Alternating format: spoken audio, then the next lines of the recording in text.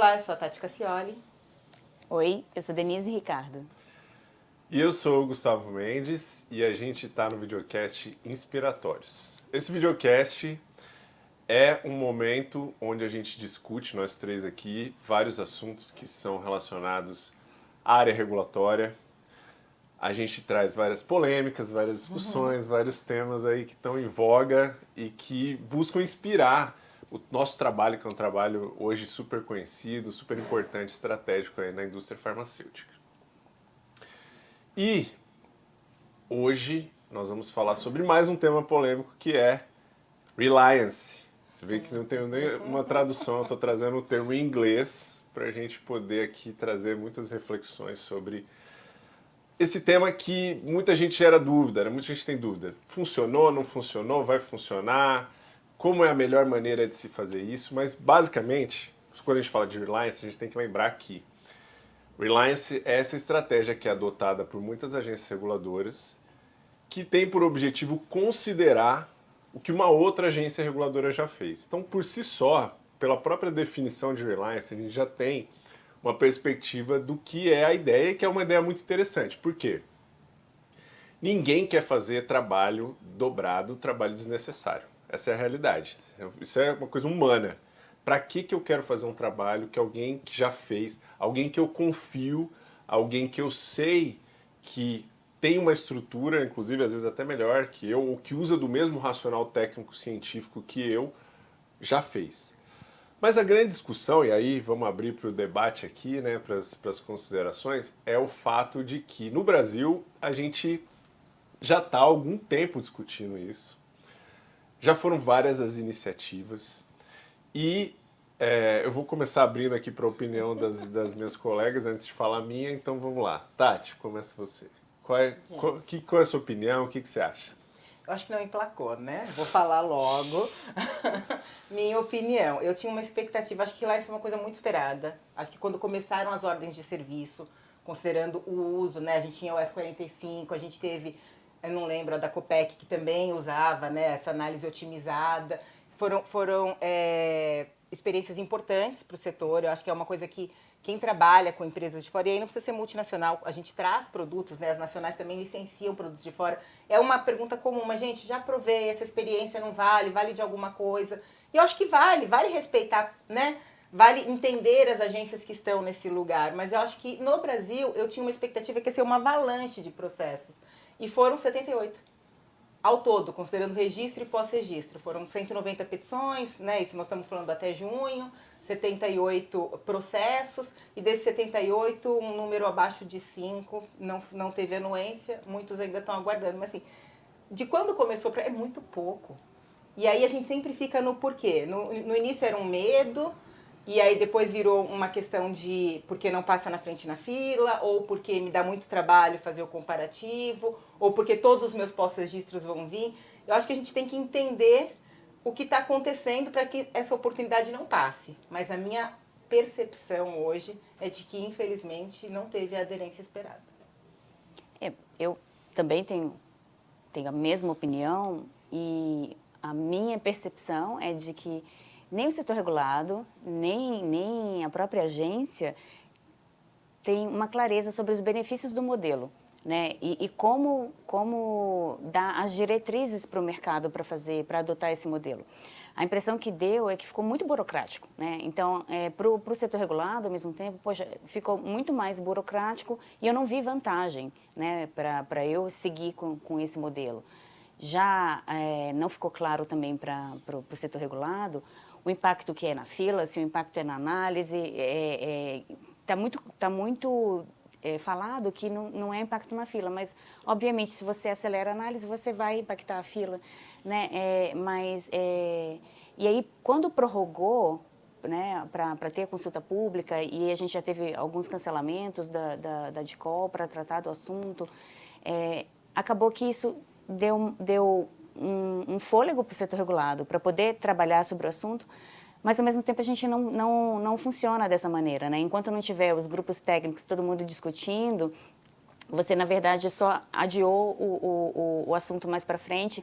Então, todo esse tempo que a gente deveria estar usando para se movimentar, a impressão que eu tenho é que o setor regulado não está se movimentando. Bom, eu penso o seguinte, né? Até um trabalho que recentemente foi publicado na revista, numa revista científica, que eu tive a sorte de também participar dessa discussão, fui eu e outros autores de agências reguladoras e OMS que falam justamente sobre reliance e o quanto a pandemia ajudou a acelerar as estratégias de reliance, né? Então, se não fosse o reliance, muitas das agências não conseguiriam ter cumprido com os prazos que eram esperados pela sociedade, pelos governos.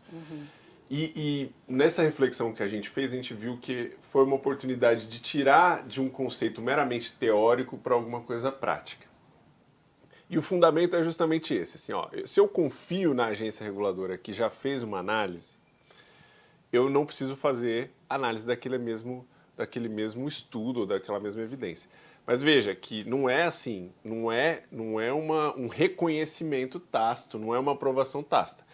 É considerar, aquilo traz um elemento de suporte que ajuda, que tem um pouco a ver com o que a gente estava falando no episódio anterior sobre a DOC, né, consultora DOC, câmeras técnicas e avaliação multidisciplinar. O Reliance tem, na minha visão, a mesma estratégia, que é ajuda no processo decisório, mas não é vinculante.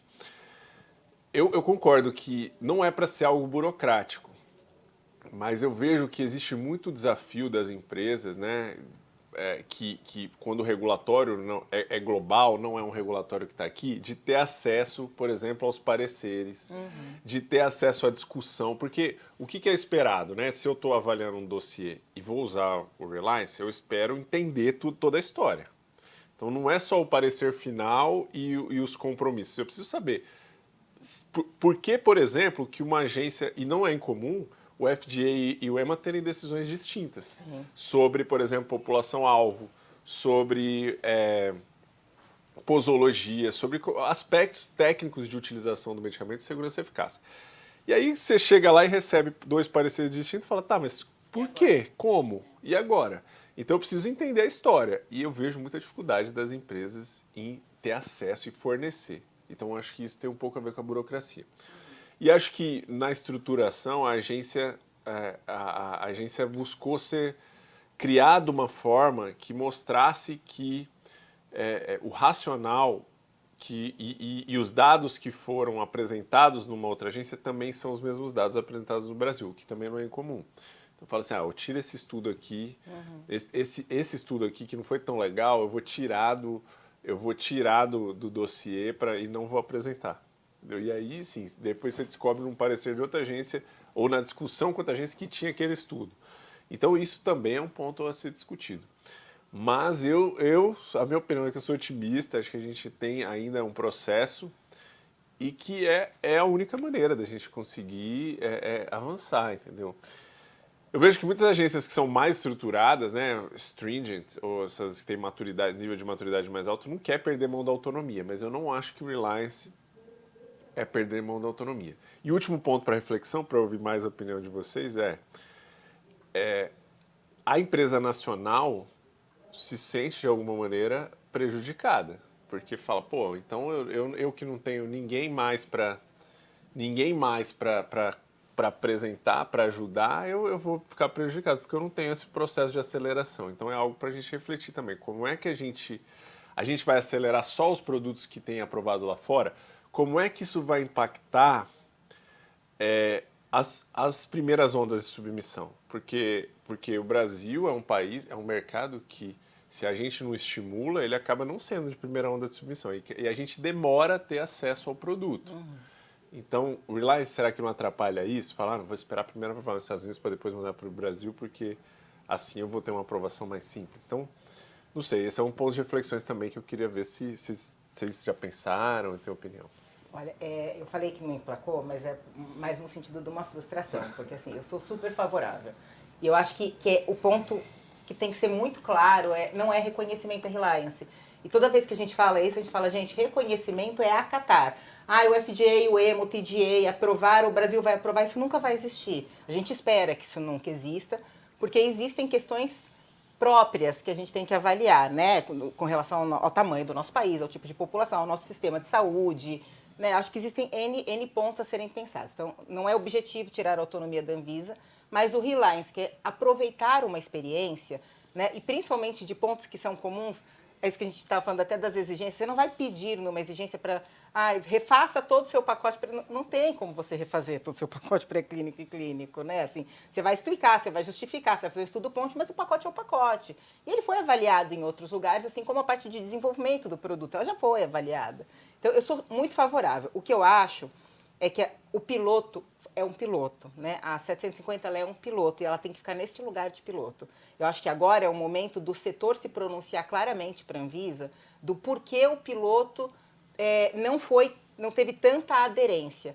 E aí, o que a gente tem conversado com as empresas e o que a gente tem escutado e qual é a minha percepção? Eu acho que tem algumas coisas a serem pensadas. Uma é, por que a gente não consegue todos os dados? Porque é matriz e filial? Na maioria das vezes é porque o produto também foi comprado. Ou são acordos. Quem desenvolveu o produto e quem registrou no mercado é uma empresa, e aí quem está registrando na Europa é outra, né? Teve um acordo de comercialização, ou foi desenvolvido. Então, assim, eu acho que pensar no Reliance tem que entender um pouco essas dinâmicas, né? E essa facilidade de acesso. A outra coisa é, quando existe esse acesso? Existe um parecer para um registro inicial, mas isso não existe em pós-registro em muitas agências. Como é um Reliance para um pós-registro? Eu não vou ter acesso, eu não tenho como gerar um documento de um pós-registro de uma outra agência que não emite esse parecer como ela emite para o registro. Então, se eu entro no Reliance e a resolução fala que meu processo vai passar a ser Reliance, eu não vou conseguir fazer isso num pós-registro. Eu não vou ter sempre o mesmo pós-registro. O pós-registro dos Estados Unidos do EMA não vão ser sempre os mesmos do Brasil. Então, eu não consigo manter a mesma linha. Essas são perguntas que a gente escuta muito no mercado. Mas aí todo pós-registro eu vou ter que aplicar no Brasil? E uma parte da discussão se dizia que sim, a gente sabe que isso não é viável, a gente não vai ter pós-registro que é só do Brasil, vai ter pós-registro que não vai vir para o Brasil.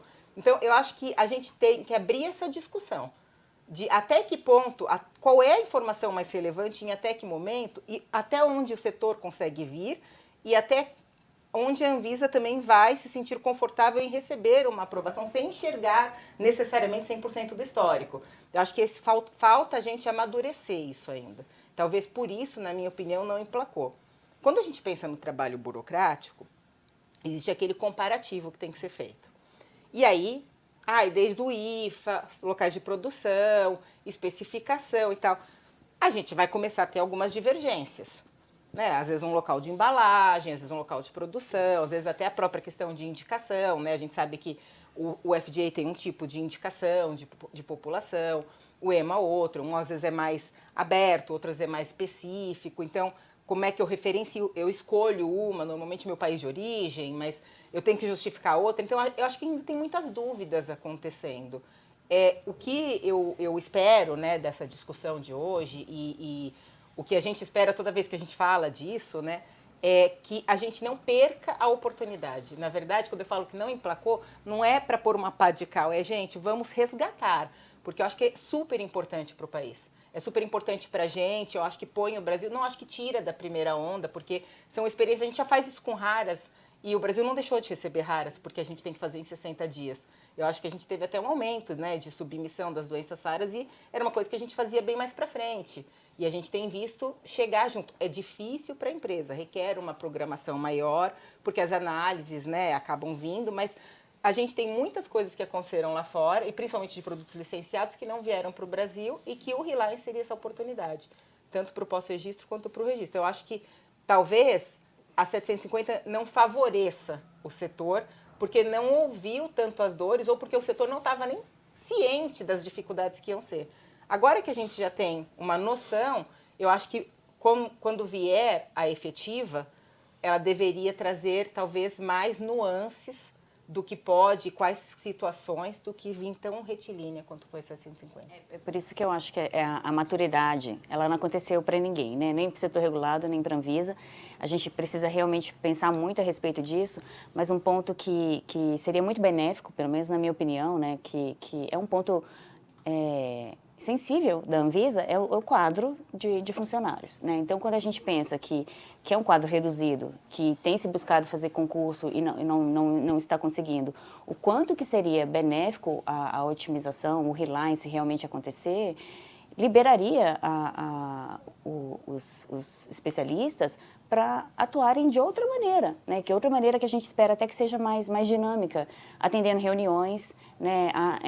Podendo participar de outros tipos de interação com outras agências, né? Então, não é que vai deixar de existir ou deixar de ter trabalho. Libera, na verdade, para que a gente possa crescer como setor regulado também.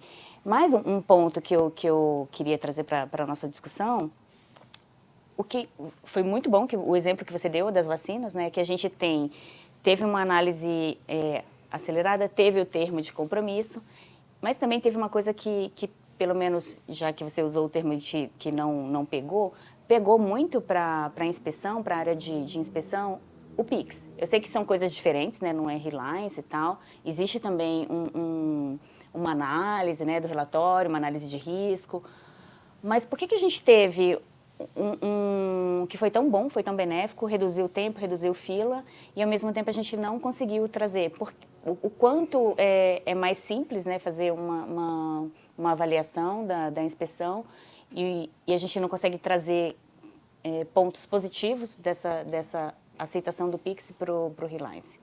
Deixa eu só fazer um comentário de uma das coisas que o Gustavo comentou, da indústria nacional.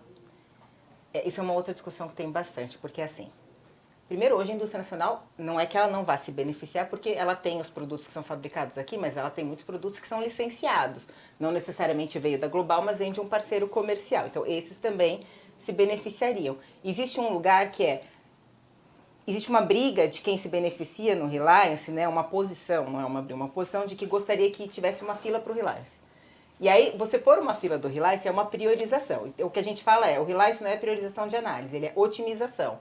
Então, é a mesma coisa do reconhecimento para o Reliance. Então, você não está priorizando, passando na frente porque ele tem uma aprovação. Você está diminuindo o tempo de análise e diminuindo o número de exigências. Isso tem um impacto na fila. Quando eu tenho menos exigência e uma análise mais curta, essa fila vai andar mais rápido. E aí todo o mercado supostamente se beneficiaria se houvesse uma adesão em massa. Então, eu acho que esse é um lugar que tem que ser um pouco altruísta o pensamento, mas é isso, né? Não dá para ninguém puxar demais a sardinha para um lado. Mas um ponto também que a gente precisa refletir e que eu vi agora na sua fala é que se você encara o Reliance como uma estratégia para reduzir tempo apenas, ou como objetivo final reduzir tempo, né, pode sim ter uma frustração.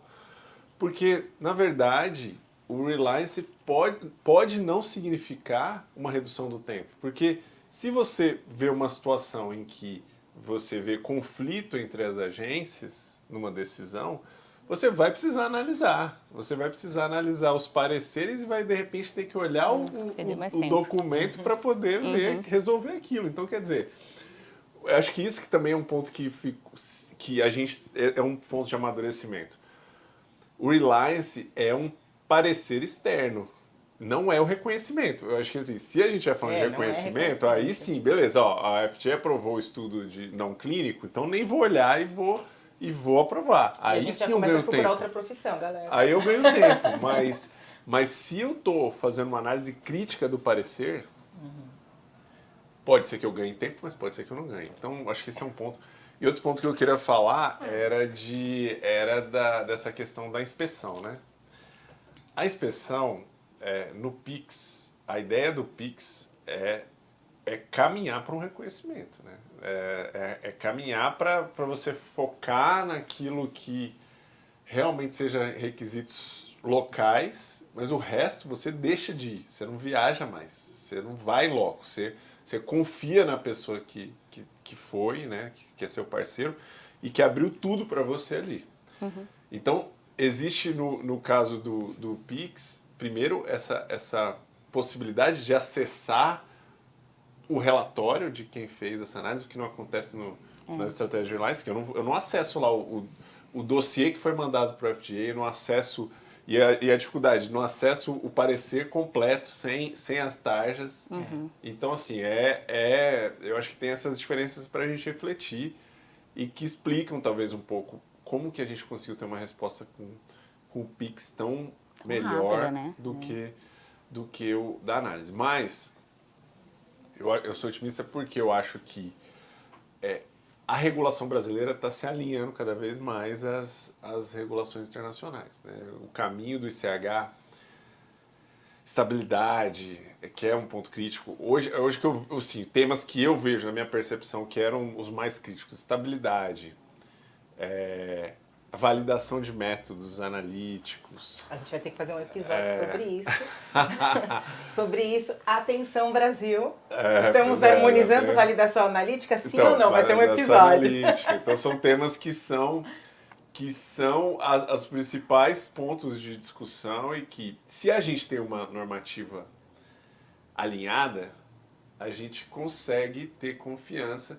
Mas veja que eu falei esse é outro ponto que eu quero trazer para a discussão, que é aqui, eu falei pontos de qualidade, né? Que é o que a gente tem mais dificuldade de fazer reliance, porque a gente não consegue ter acesso às especificações que foram aprovadas no produto lá fora. Isso é muito parte de segredo industrial que as agências colocam como informação restrita e que não divulgam.